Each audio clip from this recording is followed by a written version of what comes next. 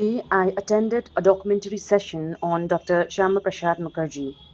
Until now, I had largely known him as a political leader, but the documentary revealed another facet of his personality that really deeply moved me.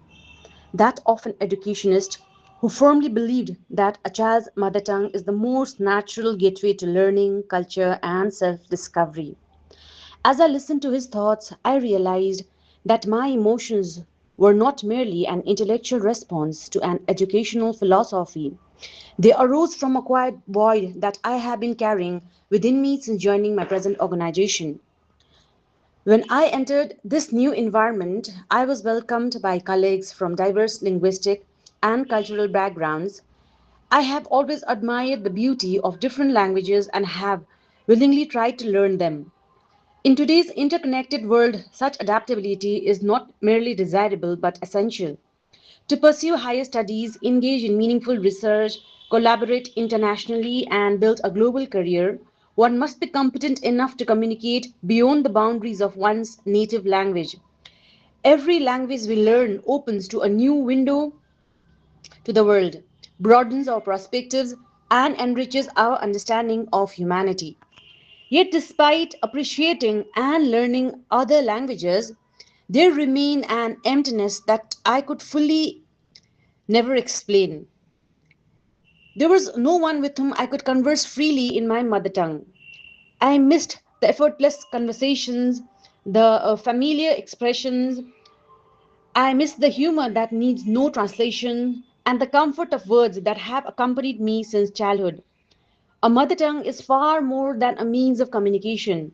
It is the language in which we first learn from our parents, heard lullabies, listened to stories from our grandparents, celebrated festivals, and learned the values that shaped our character. It carries the fragments of home, the memories of our homeland, and the emotions so deeply rooted that they often remain untranslatable in any other language. Perhaps that is why Dr. Shyama Prasad Mukherjee's advocacy for mother tongue education touched my heart so profoundly. His vision was never about rejecting other languages or isolating oneself from the wider world. Rather, he believed that true learning becomes meaningful when it begins from the soil in which our roots are firmly planted.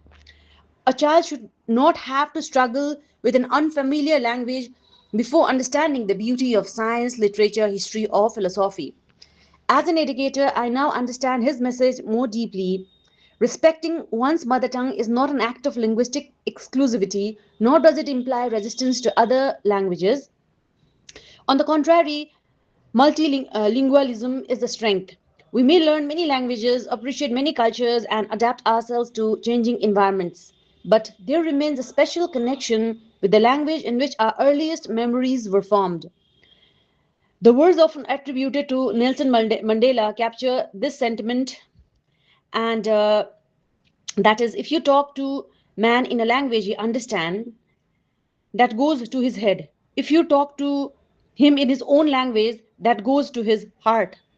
Today, I left the documentary hall carrying a renewed appreciation for my mother tongue. I realized that the longing I feel is not a refusal to embrace other languages, not an inability to adjust to a new place. It is simply the enduring human desire to remain connected to one's root while continuing to work confidently in an increasingly diverse and globalized world. For no matter how far we travel, how many languages we master, or how many new homes we create for ourselves, there remains within us a gentle voice that continues to call us back to our beginnings. It speaks of childhood, belonging, identity, and home. And more often than that, voice speaks in our mother tongue.